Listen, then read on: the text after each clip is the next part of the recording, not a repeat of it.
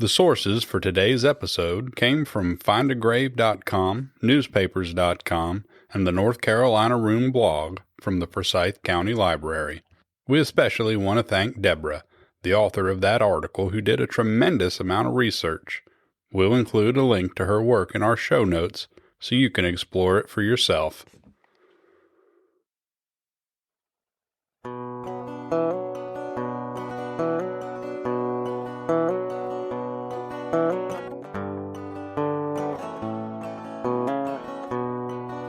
When psychologists talk about spoiled children, they're referring to a pattern, an upbringing where boundaries are blurred, consequences are softened, and the child learns that their wants matter more than the needs of others.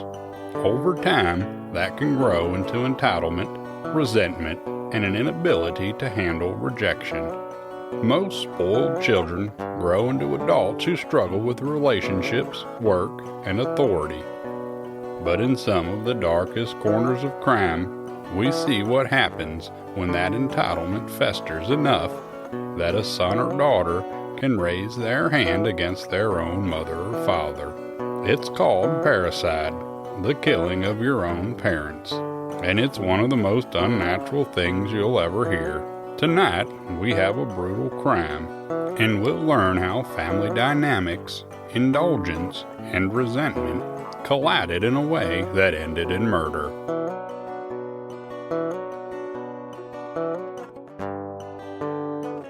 I'm Darlene. And I'm Melody. This is Hard Times and True Crimes. So it's been a crazy couple of weeks. I think we're all feeling the events that have happened in the last couple of weeks. I put this in our Facebook group, but for those who are not in the group, our last episode, which dealt with a crazy person shooting someone, that was already recorded and put together way before the senseless killing of Charlie Kirk. And I just couldn't help but think our conversation probably would have been way different. Right. If that had been in our minds front and center. Sure. But it was, I said, recorded before. But yeah, we would have had a lot more to discuss at that last episode. Oh yeah, we would have. Did you watch the funeral? I did, all 5 hours of it. Oh gosh. I'm telling you what, though, that was something else. It was powerful. It was powerful. And the gospel just so many times. Yes. So we've done a couple of episodes about martyrs. Yes. And that whole quote about the blood of the martyrs is the seed of the church. And I really do believe that even though it was senseless and we hate that it happened, it has spurred a revival. I believed so too. You could feel it. I can't describe the sadness that came over me when I found out that he had been shot, and then especially when I found out that he had died, and it was like a family member or something. It broke my heart. Yes, I feel like I've been grieving over it, even though I didn't know him. And just the day before, I had been reading about that young Ukrainian woman in Charlotte, Irina. Yes. And that one hit me hard because my daughter lived in Charlotte for a few years. You know, you look at it and you're like, wow, that could have been anybody. And that was senseless too. And it was just so heartbreaking. And then locally, that same week, where there was a little boy missing, he was autistic, and they found him in a body of water, or they found his body. So all three of those things happened in 1 week. And I'm telling you, it was heavy. It was. Oh my goodness. Yeah. On a lighter note, I did go to the morgue last night. I don't know. Maybe that's not a lighter note. That doesn't sound lighter. But since I'm doing the Citizens Academy that you told me about, last night we got to tour the 911 facilities and the jail, that was quite interesting. And then I did get to go in the morgue. And did they take all of you, or you just asked them? I asked them a couple of times, and they said, sure, we'll take you. And so they said anybody that wants to go. And I think most of our group went in. Okay, cool. So did they have anybody in there? There was somebody in there, of course, zipped up in a bag. Okay. So you didn't see the body, but you could see the bag and the freezer and the tag on it. And that was sad because it was also a minor. Oh, that's terrible. Yeah. There were 2 people in there when we had gone through. One of them was a drug overdose, and sad. Yeah, very. How are you liking the Citizens Academy? I'm loving that. I get to drunk drive next week. We're going to go, I think, to that are to see you? you guys. Yeah, that was so much fun. So the APD, they're coming tomorrow to our event to cook hot dogs for us. Okay, fun. Yeah. Okay, I don't mean I'm really going to drunk drive, y'all. I'm going to wear beer goggles and drive a golf cart, from my understanding. So Yes. it's in a parking lot. So They accused me of driving drunk because you were good at it. Well, I said yesterday, I think I'm probably going to do pretty good at this. And then they acted like that was why. I'm like, oh, no, it's not that. I just feel like I'm a good driver and I got good balance. You would be surprised, though. So I was able to drive well, but could not walk. Oh, funny. Yes, it was we'll have crazy. to see. Well, I'm excited. I'm looking forward to it. You're going to love it. Okay, so I have another kind of local case. This one actually took place in Winston-Salem. Okay. Thomas Everett Phillips was born in 1899 in the Forbrush East Bend corner of Yadkin County, North Carolina. He was the third of 10 children born to Thomas Jackson and Sarah Rose, also known as Sally, Hutchins Phillips. 10 children meant the farmhouse was always busy, of course, and noisy, babies fussing, older kids arguing over chores, and just little boots on those worn out pine floors. Mornings began before dawn, the smell of biscuits browning in a cast iron skillet, and the roosters crowing out in the yard. There was water to be pulled from the well, kindling to stack, cows to tend, and fields that needed a strong back. Even the smaller children had their part, gathering eggs, carrying buckets, rocking babies. In a household that size, nobody was allowed to be idle. Absolutely not. Faith was at the center of life for the Phillips family. Just a short distance from their farm stood Baltimore United Methodist Church. This was a little white frame church with its cemetery close by. His brothers and sisters, they were all baptized there. They learned their first hymns. And then after services, the kids would go outside in the churchyard, chasing each other between the gravestones. Did y'all used to do that? Yes. Well, the parents talked, and I think a time of socialization too, because this is before social media, before vehicles, and you're painting a picture that I can recall very well. Yes. So generations of Phillipses and Hutchinsons were buried at that church. For Everett, the little church gave structure and purpose to his life, and that would stay with Everett long after he left home. Around 1920, he followed an opportunity down to Winston-Salem. The Norfolk and Western Railway ran through town, and the Winston-Salem Southbound Railway, which opened in 1910, gave industry a straight shot south. So the yards were busy there, and the work was plenty. Perfect for a dependable, young, hard-working farm boy from a big family. So Everett was hired on as a car inspector, and it was pretty exciting for him, being in the big city, I guess. It was physical work. He worked with his lantern in his hands and a wrench on his belt.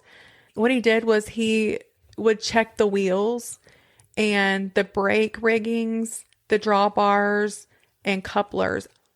So he would listen for problems more than he would see them, if that makes sense. Like, he did inspect them, but he would also listen for the problems. Safety depended on men like him catching these little tiny failures that could cause a big wreck down the line. Now, trains rolled in from Roanoke and up from the south. He worked the 11 a.m. to 8 p.m. shift and built a reputation for near perfect reliability. In a rail town, that's a pretty high compliment, because, you can have a lot of people come in for a little while and then leave, and it wasn't necessarily like when you got a job there, you stayed, but he did.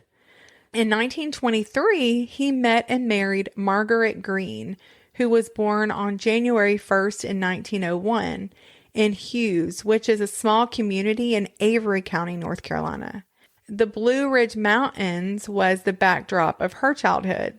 There were these steep ridges, winding creeks, and hollows where her family scratched out a living on this little narrow plot of farmland. Winters were pretty harsh and snowy there. Summers were short and full of work. Margaret's family lived in a modest farmhouse built from rough sawmill boards. Heat came from a wood stove, and light after sunset was provided by oil lamps. Daily chores, again, we say this all the time, but they weren't optional. And girls were expected to help with laundry, cooking, gardening, and tending to animals from an early age. Margaret helped with quilting, with preserving food, making soap. Everything from butter to lye had to be made by hand. And I always think of how they rendered lard, and they would make, I don't know, just the resourcefulness. Yeah, and now we're so dependent on all of our convenient appliances. Yes. I mean, I couldn't do without them. No, and think about the waste that yes, that we produce. It's crazy. So, of course, there were one-room schoolhouses that doubled as churches, and they dotted the mountains with children growing up probably telling their children how they walked and uphill both ways. Exactly. 5 miles. Yes. School terms were short because it was broken up by the farming seasons. She did learn math, arithmetic. I remember my grandma telling me that she learned how to do long division. She loved long division. So she learned math, she learned to read, write, and she learned Bible lessons and practical skills. Her family traveled by wagon and sometimes on foot to a small Baptist church that was perched on a hillside. The services were really long, but again, it was a social occasion, a place for fellowship, for singing hymns, and hearing the latest news. Margaret grew up singing songs like Blessed Assurance and Shall We Gather at the River. I love that. I love that picture you're painting there. Life in Avery revolved around neighbors helping neighbors, hog killings, barn raisings, quilting bees, and storytelling was common in the evenings. Bible stories, ghost stories, and mountain lore. Music filled homes too. Fiddles, banjos, and shape note singing were a part of mountain tradition.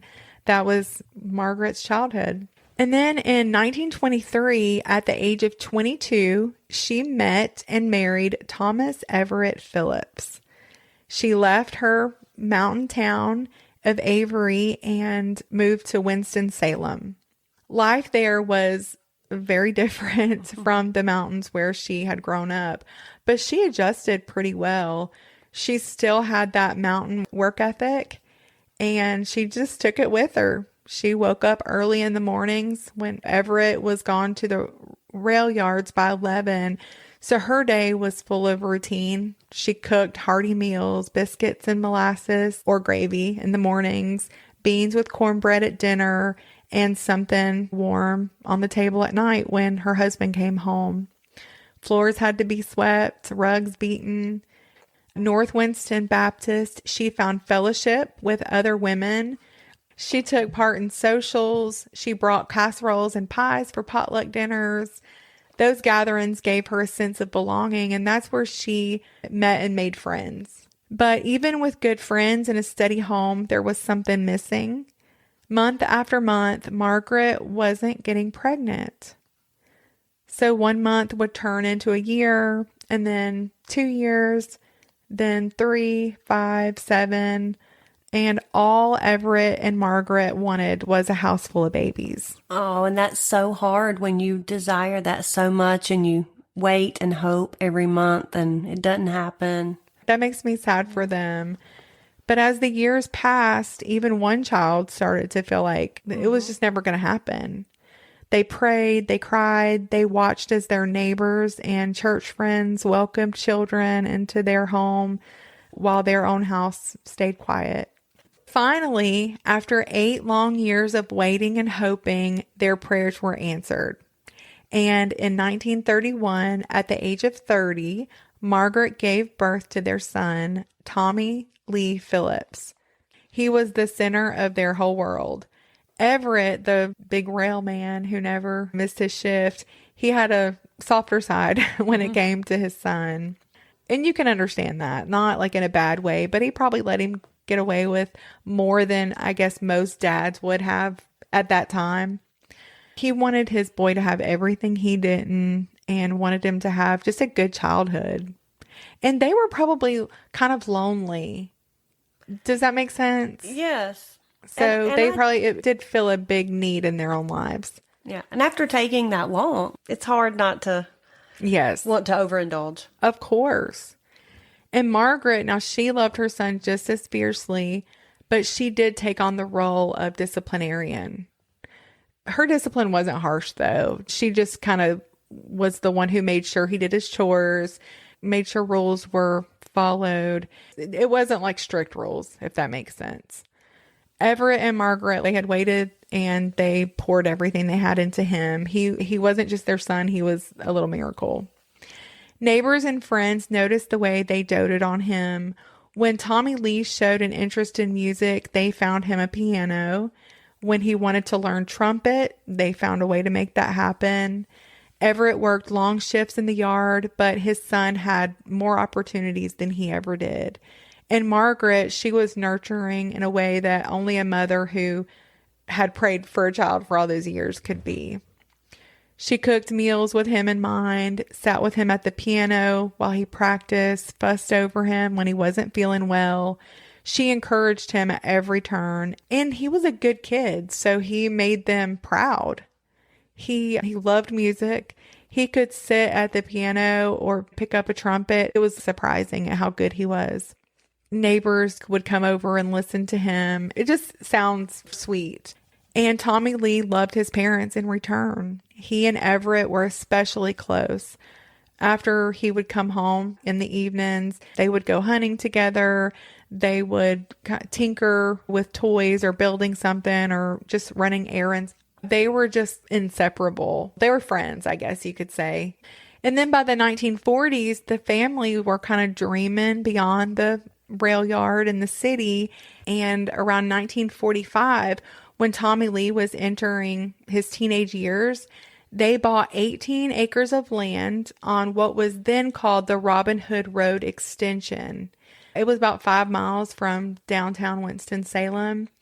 And their plan was to one day retire on that land. They wanted a quieter life away from the city. Probably they both had grown up with as children. And they thought it would be good for their son.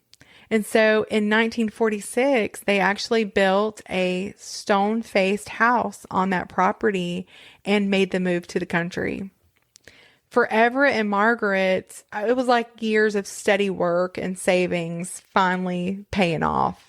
And they had a place of their own. Their son could play in the fields instead of being out in the city. And so technically they were outside the city limits, but Everett and Margaret wanted the best for Tommy Lee. And so they actually paid tuition out of their pockets so that Tommy could attend R.J. Reynolds High School in Winston-Salem. Oh, okay. Mm-hmm. And that was one of the best schools in the area at that time. Life on Robin Hood Extension was like a little dream.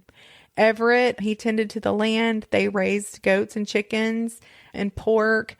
They had that garden. He still worked, so he was doing that in his spare time.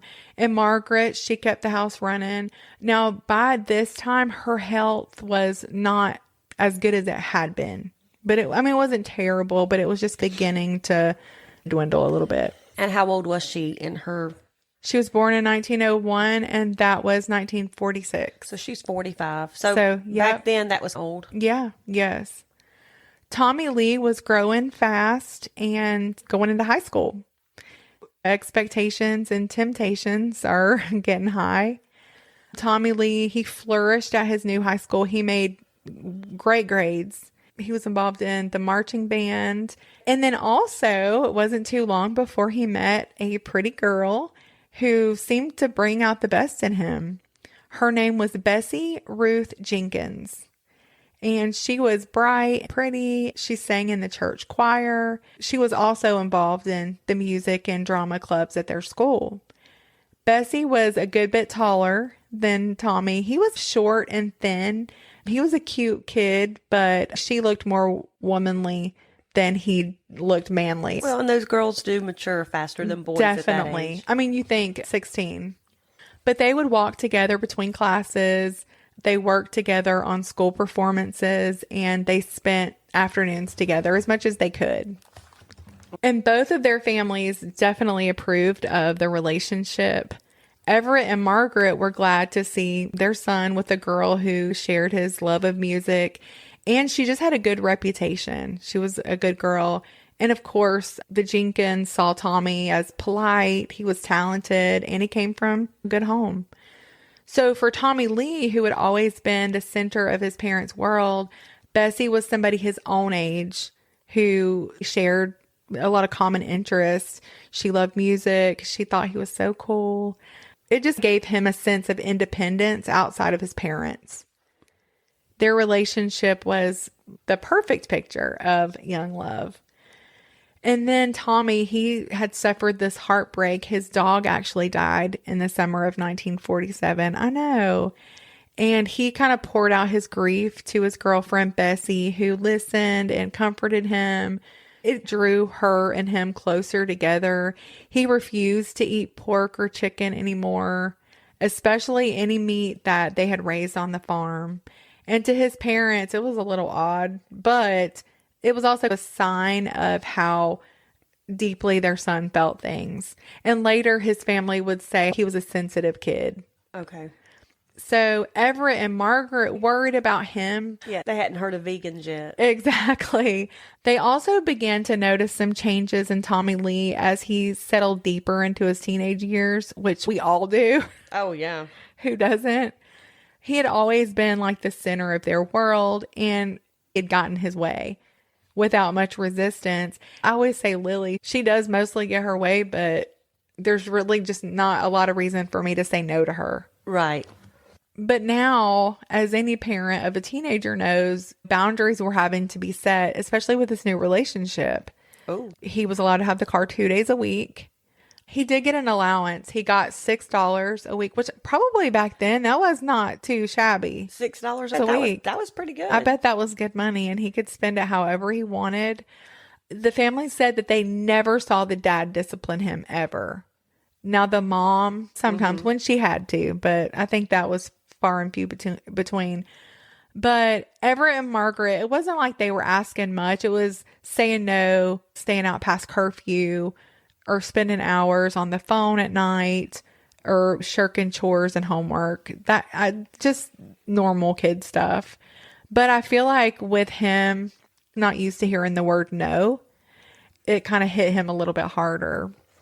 Tommy Lee didn't just sulk when he was upset at his parents. He got kind of pissy and quiet.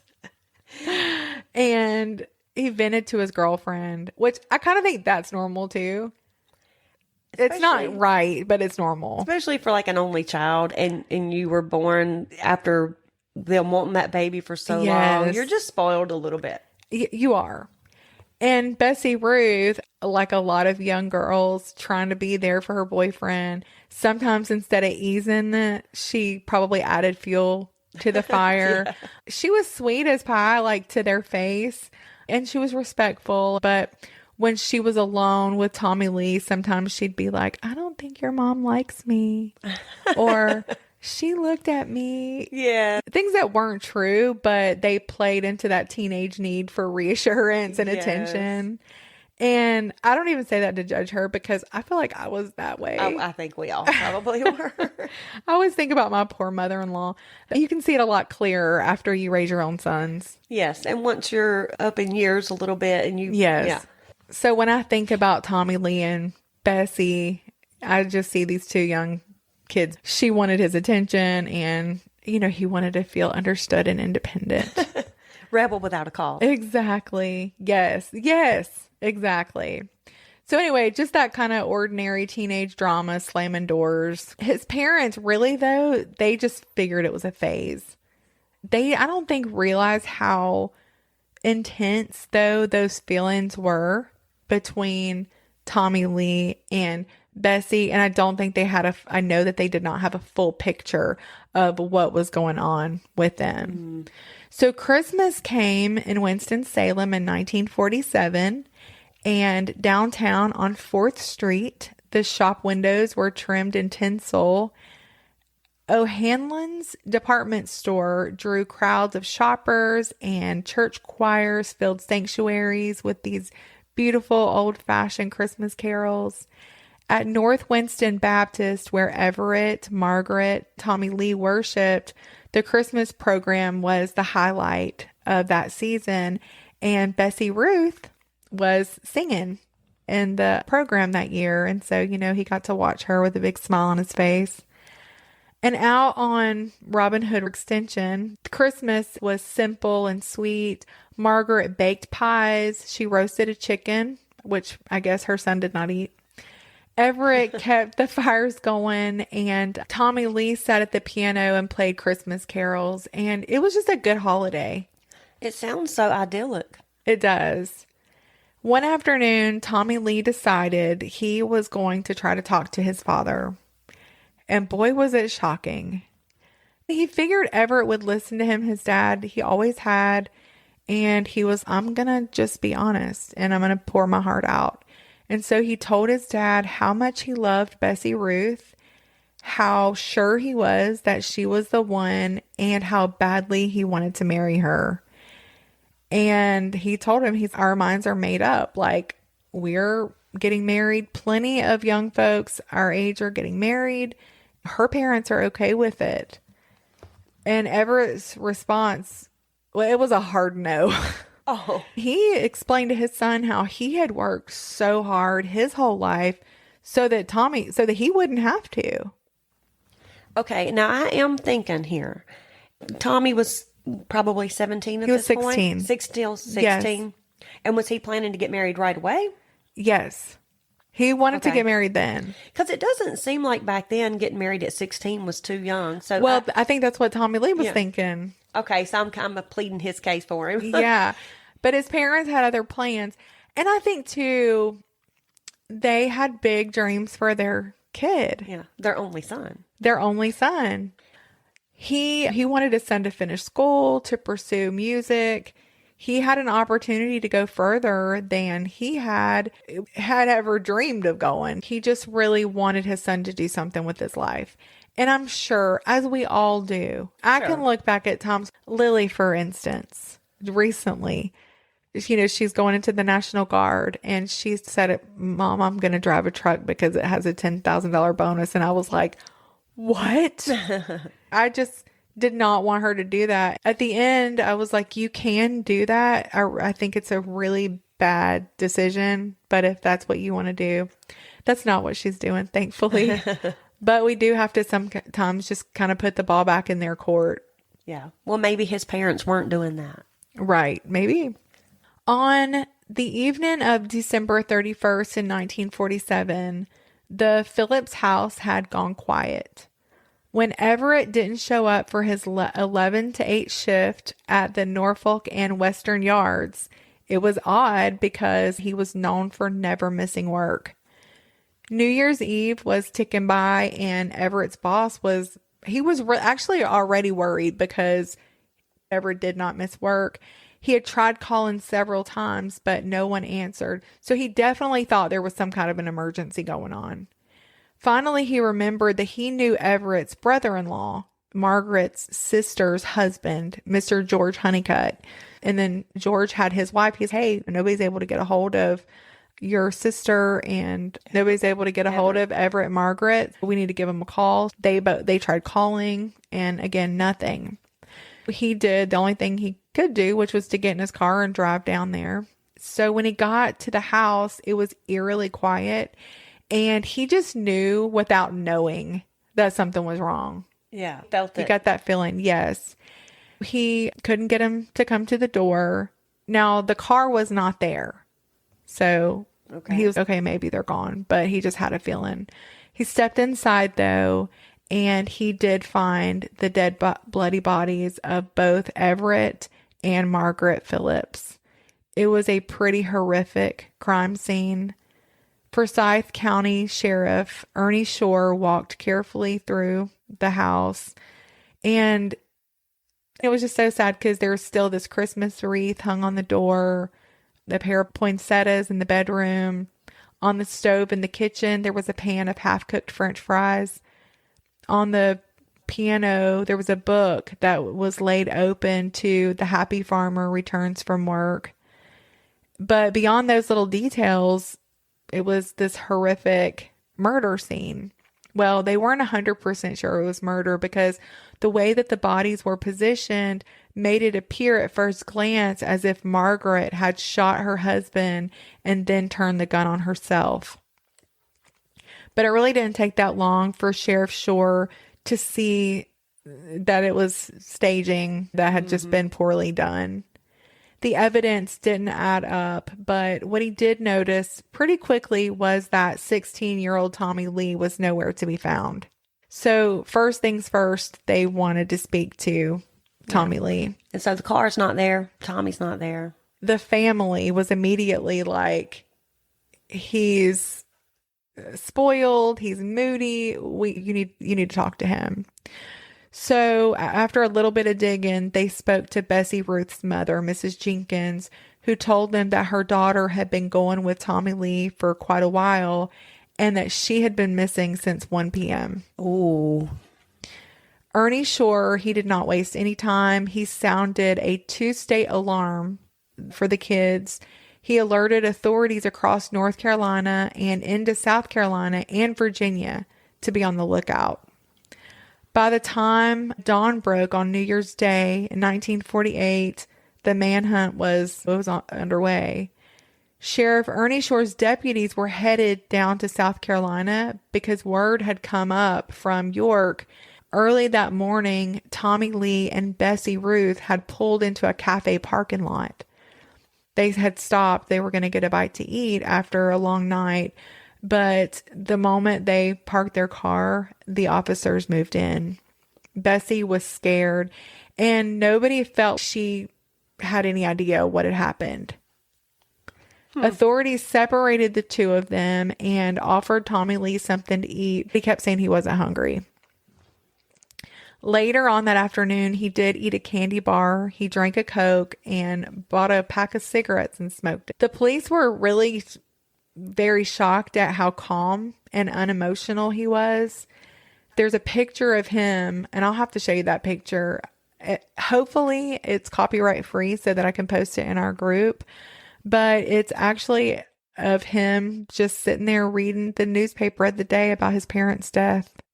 But after finishing his snack and cigarettes, he gave Sheriff Shore a full confession and was charged with 2 counts of first-degree murder. Early on the morning of New Year's Eve, Everett and Tommy Lee had gone out into the woods for a little bit of target shooting, which they often did. They had a great morning together. But Everett, he had something that he knew he had to talk to Tommy Lee about. And you know that he was not used to getting any kind of correction from his dad, especially. Right. That's right. But when they got back into the house, Everett confronted him because his wallet had gone missing. And inside, there was a check for over $100. It was $121.95. That was a lot of money for those days. Yeah. And Everett was pretty sure that Tommy Lee had taken it. And he felt like it was because he wanted him and Bessie Ruth to go off and elope. The wallet had to be returned, and there was going to be no elopement. His answer was final. He just was, that's it. I want my money back. Give me my keys. And he just had to set his son straight, maybe for the first time in his life. Maybe, but he laid down the law. He absolutely laid down the law. And then he went into the bathroom to wash up and to start getting ready for his shift. After that talk with his dad, Tommy Lee went back into his room, and his dad was right. A few days before Christmas, Bessie Ruth had told him that she was pregnant. Uh-oh. Her mother had stepped in, and she told Tommy Lee that he was going to have to marry her daughter. Now, to Tommy Lee, it wasn't a problem. He loved Bessie and he wanted to do the right thing, and he told her he was going to do the right thing. He was going to marry her. Bessie's mother, she hadn't told anybody yet. She hadn't even told her husband that his daughter was pregnant. Tommy Lee said he could not bear to tell his parents because, ironically, he said he felt like the news would kill them. Okay, that is ironic. Yeah. So he packed his bags. He put his dad's car keys in his pocket. He told Bessie to get ready. And their plan was to head down to York, South Carolina. And that's where a lot of couples that were too young to get married, that's where they went to get married. So after about 10 minutes, Tommy Lee went and picked up his .22 rifle. He walked down the hall to the bathroom where his dad was shaving, and he shot him. The bullet went in through his right eye and out the back of his head, and it went into the wall. Everett staggered out of the bathroom. He was bleeding. He was trying to make it to the bedroom. Margaret had just had surgery not long before, and she had been in and out of bed for a couple of weeks, and she had started to get up as Everett came through the bedroom door. He shot her in the shoulder. His dad was still moving, still hurting, and so Tommy Lee hit him over the head with the butt, fracturing his skull. Everett fell to his knees, but kept trying to crawl toward the bedroom, and so Tommy Lee shot him again. Out of the corner of his eye, he saw his mother reaching for the telephone. He turned and shot her, this time in the mouth. Oh, wow. Then he laid the .22 down beside her. Later, he said he hoped that would make it look like she had done it. Tommy Lee grabbed some cash, the check that, remember that his dad had took that. He already had a suitcase packed. He got into his dad's black two-door 1940 Chevrolet and headed over to Rosedale Circle to pick up his girlfriend, Bessie Ruth Jenkins. From there, they drove south and they made their way towards Statesville. Tommy Lee pulled up the Chevy outside of R&S Barber Shop. He left Bessie sitting in the car and he went inside. He went in, got himself a haircut, a shave, even took a shower, and then he put on a brown tweed double-breasted suit, a brand new pair of cleated sole shoes, and a wine-colored tie. Did you say he took a shower? Yes. Don't ask me. That's what I said. Okay. He cleaned up and dressed sharp. They headed over to Lazenby Jewelry Store on East Broad Street, and he went in and bought a $40 wedding band. From Statesville, they drove south on Highway 21 through Mooresville and Davidson down to Rock Hill, South Carolina. Then they cut over on Highway 5 to York, just a few miles from Kings Mountain State Park. Once they got to York, they were looking for a justice of peace, but they were not able to find one. So they finally ended up talking with an assistant to a local probate judge, and they asked him about how can we go about getting a marriage license.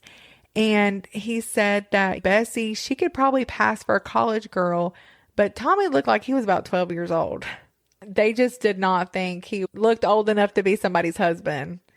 The man told him, you're going to have your parents' permission. Now, have you heard this little trick that back then people would use to get married when they were not of age? What would they do? And my grandma did this.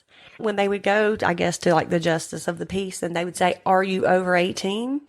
They would put a number 18 in their shoe and under their foot, and they would say, yes, I'm over 18. And that was their way of not lying. That is so funny. And I've heard, I said my grandmother did that, but I also have heard other stories of other people doing that back in the day. That is hilarious. I love that. That's so funny. So I thought you were going to tell me that he said he was over 18. So they were both actually 16. There was no way, of course, Tommy's parents were going to give permission for him to get married, but there were Bessie's parents. And so he was not about to give up. He told Bessie to call her mother and ask her to send a telegram to the judge saying that both sets of parents had given their consent. And sure enough, her mother said, she did? "Okay, I'll do it." So they waited all through the evening, but no telegram ever came. So they went out to the car and curled up and they fell asleep. They figured it'd all get straightened out in the morning. So by New Year's morning, they were both hungry. They had traveled. They walked into that little cafe for breakfast, not realizing that back in Winston-Salem, the sheriff had already pieced everything together and it was closing in on them. So when Bessie hung up the phone with her mother the night before, her mother finally told her dad, Bessie's dad, Oh, okay. her husband, what was going on. And he had no idea. And that she was pregnant? Yes. Okay. So he said, "Do not send a telegram." He jumped in his car and he drove straight down to York himself. He didn't see Bessie until the next day back in Winston. Sound like he had a lot better sense than the mom. Yeah. At 5:11 p.m. on New Year's Day, Tommy Lee was locked in the Forsyth County jail. And again, I think I told you he was charged with 2 counts of first-degree murder. Mm-hmm. The next day, Miss Bessie Ruth, she arrived at the jail with her high heels on. She had her head held high, and her parents had hired Tommy Lee a lawyer, which is so crazy to me. His name was Hoyle Ripple. And she walked in and said, "I want to see Tommy Lee." And they were like, "No, you can't." And so while the lawyer went in to meet with his new client, Bessie Ruth stood outside answering questions from a local reporter. Oh my goodness. Yes. She had some stuff to clear up. That car they had driven to South Carolina was a 1940 Chevrolet, not a 41. And Tommy Lee's tie was not red. It was wine colored. She told the reporter that she and Tommy Lee had been going with each other for about 8 months and that they'd been planning to get married for quite a while. She told him that Tommy Lee was just kind of an average piano player, but he was a wonderful trumpet player. His favorite song to play was "Smoke, Smoke, Smoke." But she said that she liked it better when he played Stardust or Sugar Blues. Oh, it's so funny. It's just the kind of thing that you would expect to hear from a teenage girl in love, except that this conversation's happening with her boyfriend sitting in jail accused of murdering his parents. Right. She let the reporter know that no matter what the court decided, she fully intended to marry Tommy Lee. And she wanted to do that as soon as possible. Her parents must have been out of their ever-loving minds. For real. It's just, I'd be willing to bet she was spoiled too. Yeah, well, it sounds like it. There was a double funeral held for Everett and Margaret Phillips. Tommy Lee's lawyer, Hoyle Ripple, told the press that Tommy Lee wanted to be there and that he hoped that Sheriff Ernie Shore would allow it. And actually, Ernie thought about it. He thought maybe, but the more he thought about it, the more he realized thousands of people were going to be there.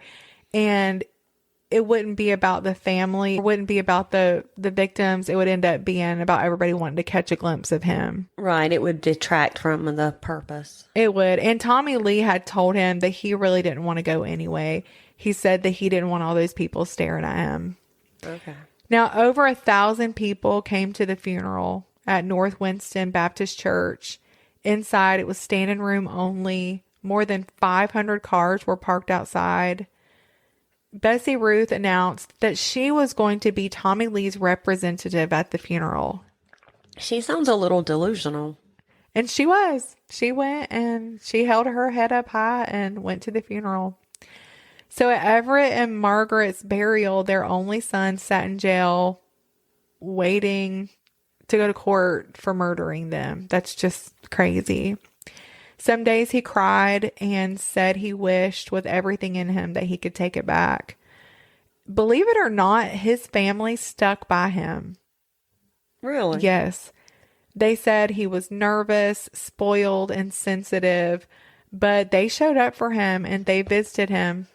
Wow. I'm thinking they said he was nervous and spoiled and And I wonder if he was kind of also trying to pull away from his parents and they weren't allowing it. well, I did say earlier, Yeah. I wonder if maybe they were trying to keep a A hold of their combination son. of things. So the trial started about 9 weeks later, the first week of March, in a packed Forsyth County courthouse. It only lasted about 3 days, but the place stayed really full the whole time. And right there on the front row, sitting right behind Tommy Lee, was Bessie Ruth. Since Tommy Lee had already given 2 voluntary confessions, Solicitor Walter Johnson didn't have much heavy lifting to do. He just put witnesses on the stand to walk the jury back through the whole thing, the discovery of the bodies, like the detective work that tracked Tommy Lee and Bessie Ruth down in South Carolina, how they were brought back to Winston-Salem, and Tommy Lee's own words, that confession. In the confessions, he said he shot his father the first time because he could not bear the thought of being denied a life without Bessie. And he said he shot him again because he was suffering. And he never mentioned hitting him on the head, though. He never told that. About his mama, he said he shot her because he knew she was going to call the police. And the second shot, like with his dad, he said it was basically like a humanitarian thing. A couple of neighbors even testified that Tommy Lee had been spoiled and immature and not used to being told no. With that, the prosecution rested. They told the jury there was just not another conclusion they could come to. He was guilty of 2 counts of first-degree murder, and they wanted the judge to hand down the death penalty. The defense attorney, Roy Deal, and Fred Hutchinson had been brought in by the Phillips relatives to replace Hoyle Ripple. Because remember, that was the one that Bessie's parents had got. And they didn't waste time trying to argue against the facts. I mean, they didn't contest anything that the prosecution had laid out. Instead, they focused on the motive. They argued that Tommy Lee's actions came out of stress, the stress of being told he couldn't marry the girl that he loved. They put up character witnesses for him. Bessie Ruth's mother took the stand and said her daughter was a good Christian girl, sang in the choir at both church and school. She told the court that at Christmas, Bessie Ruth had confided that she was pregnant and that Tommy Lee had agreed to do the right thing and marry her. Other witnesses came up and said the same sort of thing, that Tommy Lee, he was a little boy, he was a good boy, a top student. They talked about how he played the piano, trumpet, ensembles, how talented he was. And by the end of the day, the defense rested and the judge laid it all out for the jury. Mm-hmm. He told him, these are your choices. You can find him not guilty or guilty of first degree or second degree murder. And that was it. Those were the choices. Later on, some of the jurors told reporters what it was like back in that jury room. They said Tommy Lee was so small, and it was hard to believe that he could have done something like that. Some of them prayed, they cried, but in the end, they just couldn't get around it. They had a job to do, and the foreman stood up and read it out. On the first count, guilty of murder in the second degree. On the second count, guilty of murder in the second degree. And Tommy Lee slumped down in his chair. The wind had been knocked out of him. And everybody noticed that Bessie Ruth was not there. On the first count, 25 to 30 years in the state penitentiary. On the second count, 25 to 30 years in the state penitentiary. And they had to run back to back. So that's 50 to 60 years in total. And so that Tommy Lee Phillips, he was sent to Central Prison in Raleigh. Now, under North Carolina law, anybody convicted of a crime could not profit from it. And so Tommy Lee was not allowed to inherit his parents' estate. So a few weeks after the trial, Everett and Margaret's brothers and sisters got together and they decided that they were going to go ahead and put their shares into a trust fund for Tommy Lee so that while he was in prison, he would be able to use the income of it.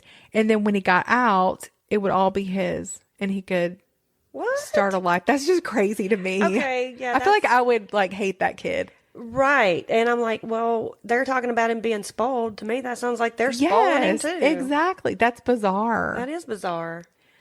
Over the next few years, the relatives and close family friends would come back and forth to Raleigh pleading, and I guess it worked. On January 8th in 1953, the governor at the time was W. Kerr Scott, and he actually cut his sentence down to 40 to 50 years, which, I mean, fine. But in the spring of 1958, Tommy Lee was already up for parole. Of what year? 58. What? The murder was in 48. 48, yeah. Wow. Yes. Wow. And it sounded promising. The chairman of the state parole board said that Tommy Lee had been a model prisoner, that he had not gotten in any trouble, that he had taken his music talent, and he actually led the prison band the whole time he was in there. He also worked in the print shop for several years. Okay. It's interjection. I don't understand what him being a great musician has to do with his defense. I don't either, but they used it. Because you said earlier somebody was testifying to that. I'm like, so what? I know. Do you know how many good narcissistic musicians there are in the world? Yeah. So anyway, and on top of that, they already had a job lined up for him at the Mitchell Printing Company in Raleigh when he got out. Yeah.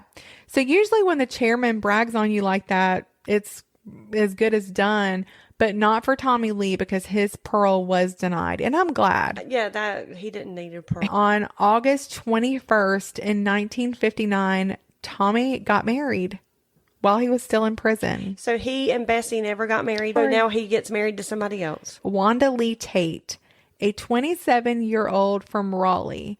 She was the daughter of Ray and Anna Miner. The wedding took place at the North Street Baptist Church in Raleigh. Yeah, it's just so crazy to me. She actually worked as a secretary at the YMCA in Raleigh. By 1962, both of them are listed at that address.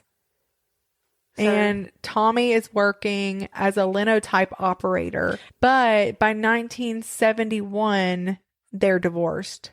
They actually got divorced in 1971. And Tommy Lee Phillips died in 1976 at just 45 years old. So he died fairly young. About the same age his parents were when he murdered them. Tommy Lee spent one more night at the Forsyth County jail. And he gave an interview to a reporter. Okay. So Roy Thompson sat down with Tommy Lee right outside of his cell. Now, up to that point, Tommy Lee had been stone-faced, and it really rattled detectives because they're like, this kid just does not give a crap. Yeah. But this time he opened up and he told Roy, I'd give my life 500 times if it would bring my parents back. The sad part is me serving this sentence is not going to bring mother and dad back. I admit, I know I did a terrible thing. I don't even know how I could have ever done such a thing. I've laid awake nights wondering how and why. I just want one more chance. And if I don't get it, I want to be gassed. That's something. Tommy Lee said that he never had a curfew growing Of course not. Yeah.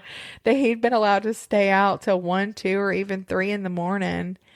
And then he said, he talked about cars, how dangerous it was for boys and girls to be out riding around together. He admitted that that was his downfall.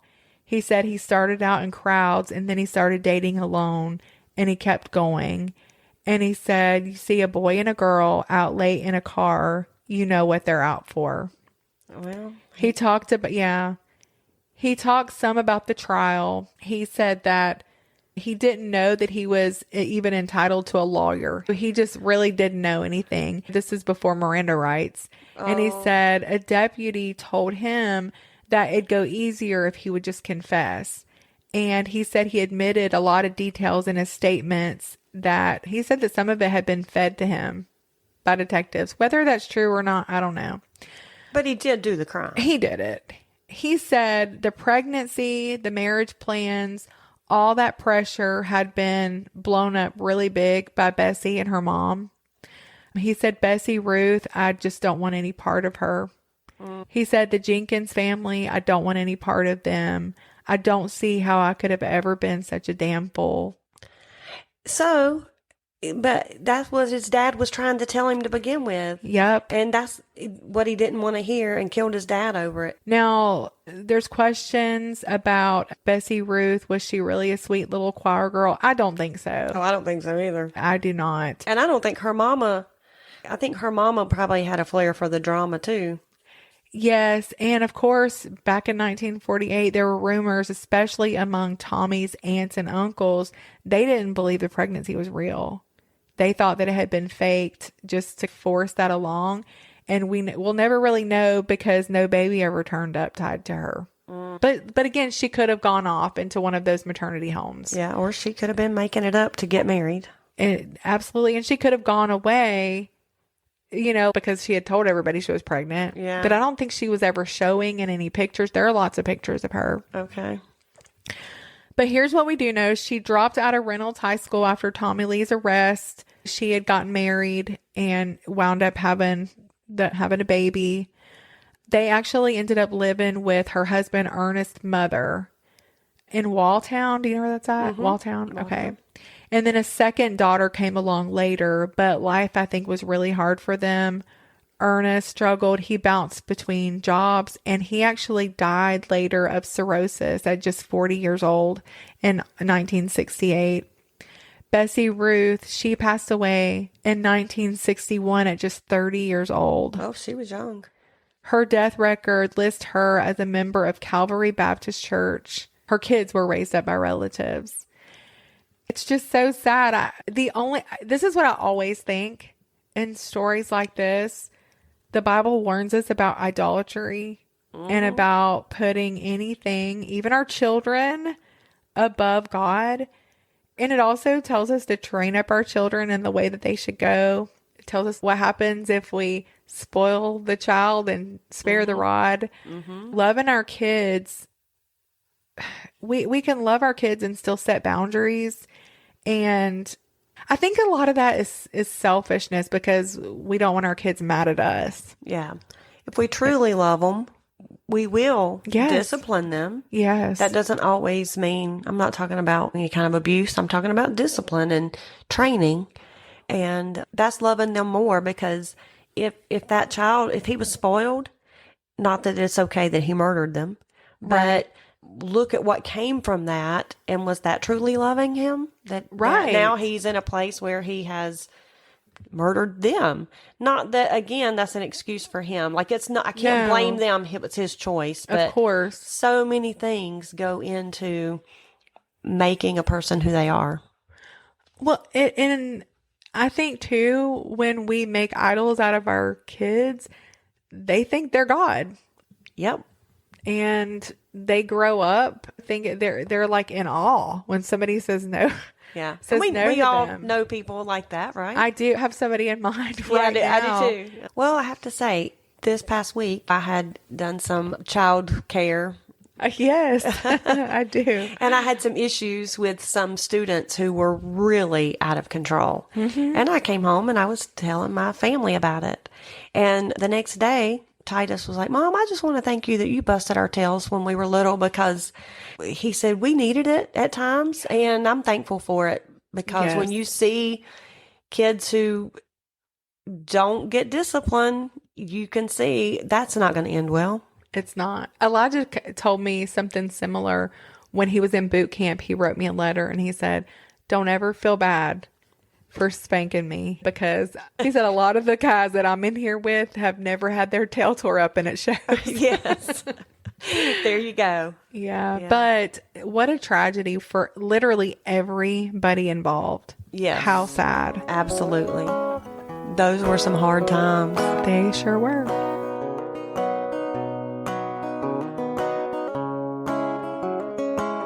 Most spoiled children grow into adults who struggle with relationships, work, and authority. Apparently, everybody born after the year 2000 was spoiled. Well, I was born in 1980. Tomorrow's my birthday, and everybody knows that on the 1st of October, you get whatever you want. But if it's not your birthday, you can still listen to every single episode of Hard Times and True Crimes. And you can write a review, like, share, and subscribe, and buy the girls a coffee as many times as you want, and your parents can't do anything about it. So you make sure you tell everybody you know, and a few people you don't, to check us out. Till next time, goodbye.